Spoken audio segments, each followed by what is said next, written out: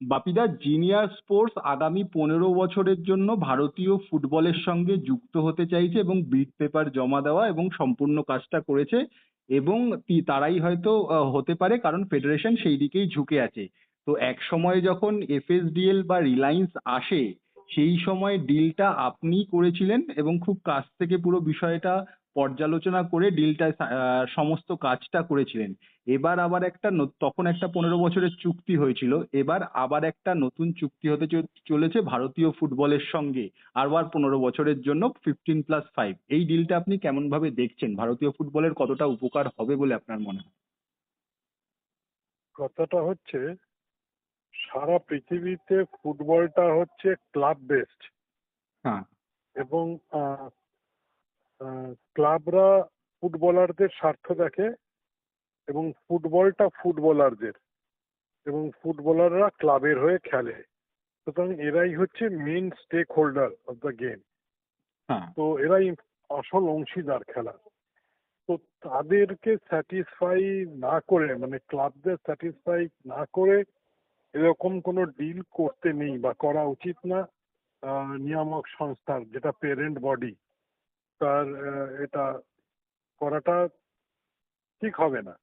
এবং এটা করার আগে আমার মনে হয় যে এক্সিকিউটিভ কমিটি মিটিং ডেকে এক্সিকিউটিভ কমিটির অ্যাপ্রুভাল নিয়ে এবং ক্লাবদের সম্মতি নিয়ে, যাতে ক্লাবরা লাভবান হয়, তাদের যাতে কোনো লোকসান না হয়, এবং ডিলটা এমন ভাবে করা উচিত তার সাথে। কারণ এটা একটা দীর্ঘমেয়াদী ডিল। এটা যদি 1 বছর 2 বছরের ডিল হতো আমি কিচ্ছু বলতাম না, মন্তব্য করতাম না যে ঠিক আছে, এখন একটা এমার্জেন্সি সিচুয়েশন, এখনই একটা কিছু করতে হবে, সুতরাং 1 বছরের জন্য একটা ডিল করে এই বছরের মতো আমরা একটা সমস্যার সমাধান করছি, তাহলে ঠিক আছে। যখন 15 বছরের চুক্তি, তার মানে ভারতবর্ষের ফুটবলের ভবিষ্যৎকে এটা ইম্প্যাক্ট করবে প্রচন্ড ভাবে। ভারতবর্ষের ফুটবলের ভবিষ্যৎ এটার উপর নির্ভর করে আছে। তো সুতরাং এটা অনেক ভেবেচিন্তে করা উচিত। এটা কোনো হঠকারী সিদ্ধান্ত নেওয়া উচিত না। এবং এটা কারণ এর আহ, দীর্ঘমেয়াদী সুদূর প্রসারিত এর ইম্প্যাক্ট, এর এফেক্ট। তো সুতরাং এটা খুবই, মানে যারা বোদ্ধা তাদের বুদ্ধি নিয়ে, তাদের পরামর্শ নিয়ে, উপদেশ নিয়েই করা উচিত। এবং এমন ভাবে করা উচিত যাতে সব, যে যারা স্টেক হোল্ডার, মানে আসল হচ্ছে ক্লাবরা এবং স্টেট অ্যাসোসিয়েশন যারা আছে, যারা ফুটবলের রাজ্যের নিয়ামক সংস্থা। কারণ এই ফেডারেশন যদি আর্থিকভাবে দুর্বল হয়ে পড়ে, তাহলে কিন্তু প্রত্যেকটা রাজ্য সংস্থা দুর্বল হয়ে পড়বে, সারা ভারতবর্ষের ফুটবল দুর্বল হয়ে যাবে। এবং তো সুতরাং এটা, মানে একটা কারোর সাথে চুক্তি সই করতে হবে বলে একটা চুক্তি সই করে নিলাম, এটা কিন্তু ঠিক নয়। আজকে এফএসডিএল এর কাছ থেকে 50 কোটি টাকা ন্যূনতম আমরা পেতাম, এবং আমরা আশা করেছিলাম যে এফএসডিএল আবার যখন চুক্তি নবীকরণ হবে ন্যূনতম 100 থেকে 150 কোটি টাকা দেবে। সেখানে টাকার অঙ্কটা অনেকটাই কমে যাচ্ছে। তো এতে কিভাবে ফুটবলের উন্নয়ন হবে, কিভাবে বিভিন্ন টুর্নামেন্ট গুলো হবে, কিভাবে অন্যান্য লিগ গুলো হবে, ভারতীয় ন্যাশনাল টিমস আছে বিভিন্ন এজ গ্রুপে, ছেলেদের মেয়েদের, তার টাকার দরকার। প্রফেশনাল যারা সব এআইএফএফ এ কাজ করে তাদের স্যালারির ব্যাপার আছে। ভালো ভালো প্রফেশনাল নিতে হয়, নিলে ভালো কাজ হয়। তো সুতরাং এর কিন্তু ব্যাপক এর এফেক্ট, এর ইম্প্যাক্টটা ব্যাপক। তো সুতরাং এর, মানে প্রভাবের কথাটা ভেবে, যে এর প্রভাবটা চারিদিকে ছড়িয়ে পড়বে এবং তাতে ভারতীয় ফুটবলের ভালো হবে না খারাপ হবে, এইটা বুঝেই কিন্তু কাজটা করা উচিত এবং আমি মনে করি। এবং তাতে দরকার হলে পুরো জেনারেল বডির মিটিংও যদি ডাকতে হয়, সব যারা অ্যাফিলিয়েটেড তাদের ডাকতে হয়, ক্লাবদের যদি ডাকতে হয়, ডেকে নিয়ে সবাই মত নিয়ে কাজটা করা উচিত। এটা কারোর একক দায়িত্বে এটা হওয়া উচিত না। কারণ এটাতে আগামী 15 বছর না তারপরেও এর এফেক্ট থেকে যাবে হয়তো কিছু বছর। তো সুতরাং হুম। আম, এটা কিন্তু এইভাবে ধুম করে একটা সিদ্ধান্ত নেওয়া উচিত নয়। বাপিদা, ক্লাবেরা তো রাজি হচ্ছে না, কারণ ক্লাবেদের ফার্স্ট কথা হচ্ছে আমরা আর্থিকভাবে কিভাবে লাভবান হব সেই দিকটা আগে আমাদের এনশিওর করতে হবে, সেটা তাদের মূল বক্তব্য, সেটা জানতে চাইছে তারা। তুমি এটা সব থেকে ভালো বলতে পারবে, কারণ তুমি সেই সময় অর্থাৎ এফএসডিএল এর সময় ডিলটা করেছিলে, এবং সেই সময় থেকে যে ধরো 15 বছর, তারপরে 5 বছর বাদ দিয়ে বাকি 10 বছর, সেই সময়ের ক্লাবেরা কিরকম ভাবে আর্থিকভাবে কি পেতো, বা এখন তারা যেটা চাইছে, দুটোর মধ্যে পার্থক্যটা বা কোন জায়গাটায় সমস্যাটা হচ্ছে বলে তোমার মনে হয়?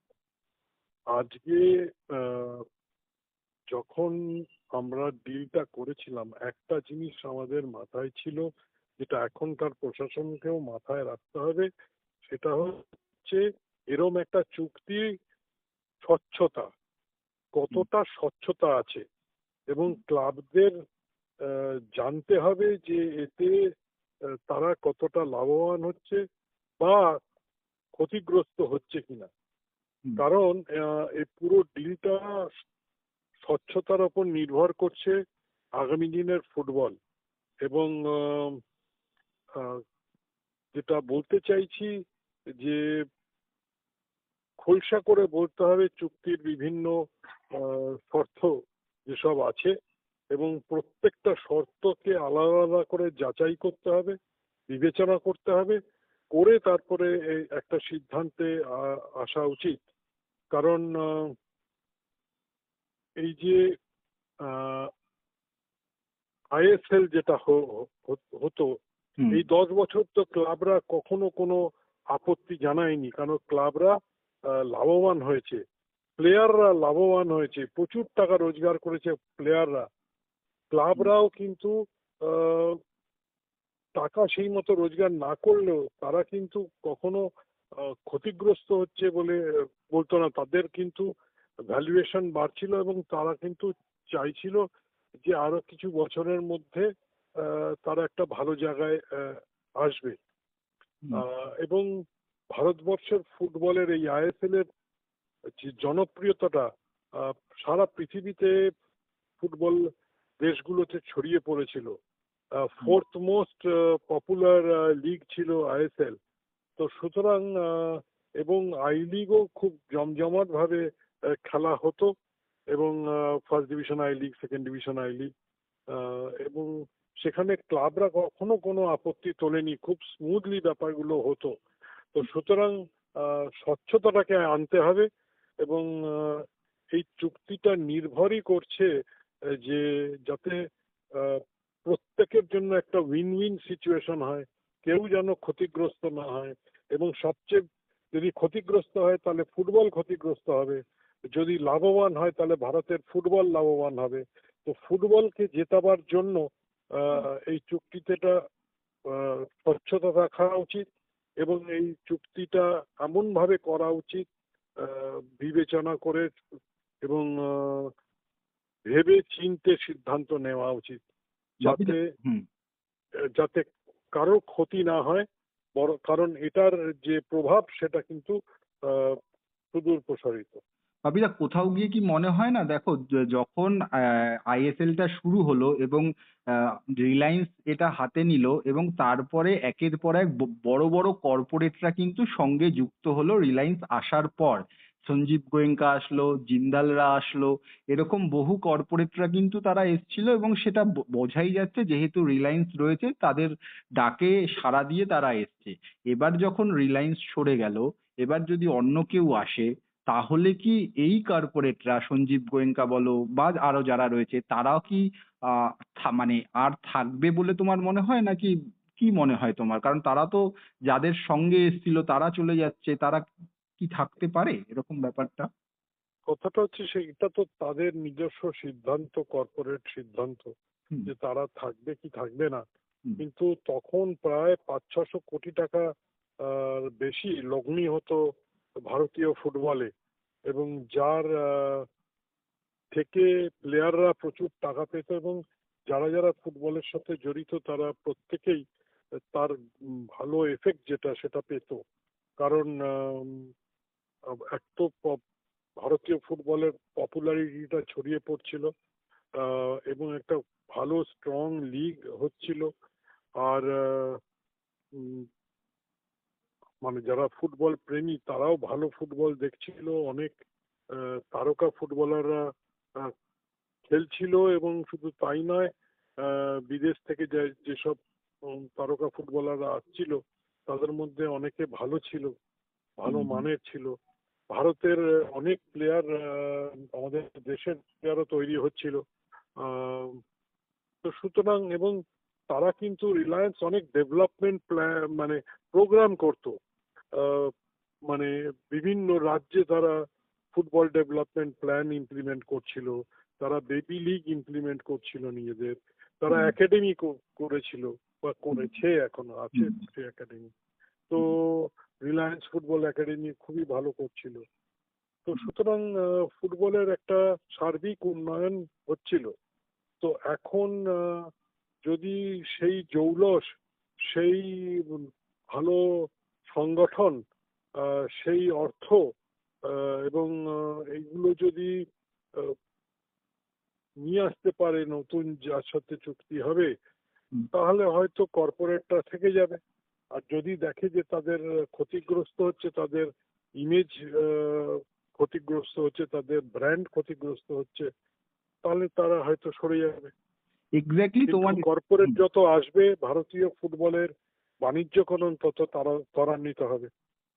এক্স্যাক্টলি তুমি যে পয়েন্ট গুলো বললে ভারতীয় ফুটবল নিয়ে চিন্তা ভাবনা, গতকালের মিটিং এ কিন্তু এই বিষয়টাই হয়নি। গতকালের যে মিটিংটা হয়েছে তাতে জিনিয়াস স্পোর্টস ক্লাব জোটকে যেটা মূলত প্রেজেন্টেশনটা দিয়েছে, তাতে তারা কি কাজ করে, কি ধরনের কাজ করে, কোথায় কোথায় কাজ করে, এই সমস্ত তাদের প্রেজেন্টেশন দিয়েছে। এবং তারা আর্টিফিশিয়াল ইন্টেলিজেন্স নিয়ে আসছে এবং নিয়ে আসতে চায় এবং ডেটাবেসের উপরে কাজ করতে চায়, এই সমস্ত বিষয়গুলো বলেছে, যেগুলো ক্লাবরা আশ্বস্ত হয়েছে। আর্টিফিশিয়াল ইন্টেলিজেন্স আসলে তো ভালোই, রেফারিং বিষয়গুলো আরো পাকাপোক্ত হবে ঠিকই, কিন্তু ভারতীয় ফুটবল নিয়ে তাদের যে চিন্তা ভাবনা, দৃষ্টিভঙ্গি, সেগুলোও যেমন তারা বলতে পারেননি, এবং ক্লাবেরা কিভাবে আর্থিক দিক দিয়ে লাভবান হবে সেটাও তারা কিন্তু বলতে পারেননি। আর সেখানটাতেই সমস্যা বাপিটা। আসলে আগে ভারতীয় ফুটবলের যেগুলো ন্যূনতম প্রয়োজন, চাহিদা, হুম সেগুলোকে তো আগে পূরণ করতে হবে না? হুম তো চাকচিক্য তো পরে। তো আগে তো মানে যেরকম একটা মানুষের রুটি কাপড়া মাকান আগে দরকার, তারপরে না তার কত ভালো ইন্টেরিয়ার ডেকোরেশন করছে, এসি লাগাচ্ছে, ফ্রিজ আনছে, কি কি আহ, বিনোদনমূলক উপাদান তারা যোগ করে, এগুলো সব পরের। হুম সেগুলোতে ঠিক আছে, সেগুলোতে কমফোর্ট হয়, লাক্সারি হয়, কিন্তু আগে তো সার্ভাইভাল। এখন তো ভারতীয় ফুটবলের কাছে সার্ভাইভালটাই একটা বড় প্রশ্ন, হুম যে যাতে ভালোভাবে বেঁচে থাকতে পারে। হুম তো সুতরাং সেখানে তো তাদের প্রোফাইল জেনে তো লাভ নেই।